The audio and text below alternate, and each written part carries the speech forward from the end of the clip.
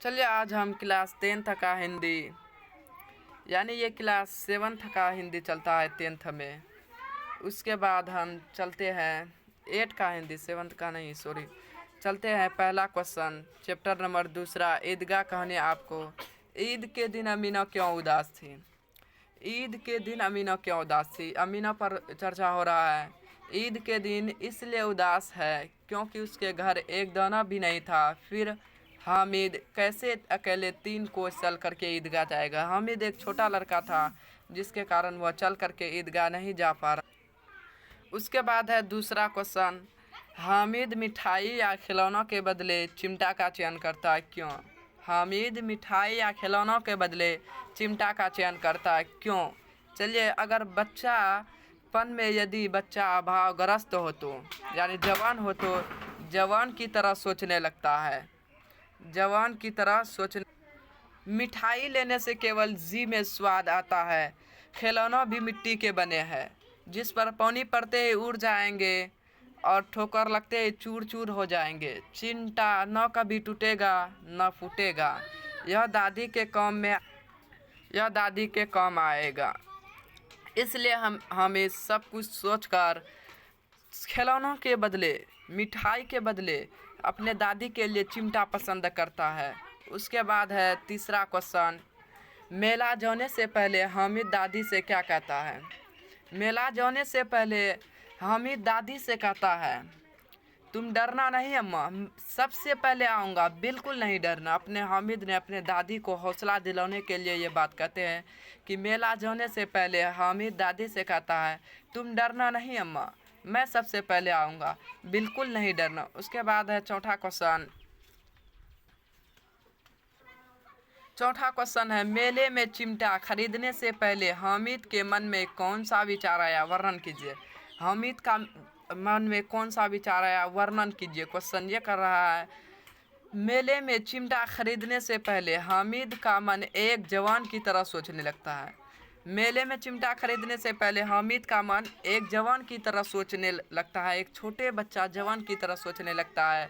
सभी खिलौना मिट्टी के बने हैं और 2 पैसे के हैं। सभी खिलौना मिट्टी के बने हैं, 2 पैसे का है। यदि हाथ से छूट जाए तो चूर चूर हो जाएगा। पानी पड़ा तो रंग धुल जाएगा। लोहे की दुकान पर वह देखता है। वह लोहे की दुकान पर जाता है, देखता है दादी के पास चिमटा नहीं है। तवे से रोटी उतारते समय दादी के हाथ जल जाती है। चिमटा लेकर के अगर दादी के पास जाएंगे तो बहुत खुश होते हैं। खिलौना लेने से व्यर्थ में पैसे खराब होते। 5वां क्वेश्चन है, हामिद ने चिमटा को किन किन रूपों में उपयोग करने की बात कही?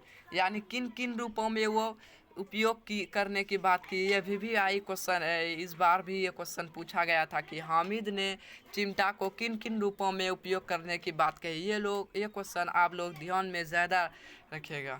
हामिद चिमटे को बंदूक, फ़कीरों की चिमटे, मंजीरे तथा खिलौनों का जान निकालने वाला हथियार के रूप में उपयोग करने की बात कही है। चिमटों को हामिद ने बंदूक, फिर फ़कीरों को चिमटा, मंजीरों, खिलौनों का जान निकालने वाला हथियार के रूप में भी उपयोग करने की बातें की है हामिद। उसके बाद है 6ठा क्वेश्चन, ईदगाह कहानी आपको कैसी लगती है? इसकी मुख्य विशेषता बताएं। यानी कहानी ईदगाह पर चर्चा हो रही है। ईदगाह कहानी हमें अत्यंत रोचक लगती है। इसकी मुख्य बातें, ईदगाह कहानी हमें अत्यंत रोचक लगती है। इसकी मुख्य बातें, कहानी बाल मनोविज्ञान पर आधारित है। पहला नंबर है कहानी बाल मनोविज्ञान पर आधारित है। दूसरा है अभावग्रस्त बच्चे जवान की तरह सोचने लगते हैं। तीसरा है चुनौतियों बच्चों को परिपक्व बनाती है।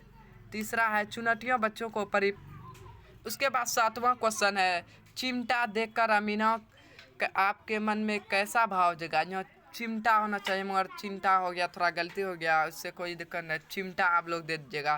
चिमटा देखकर अमीना के मन में भाव जगा कि लड़का कितना बेसमझ है।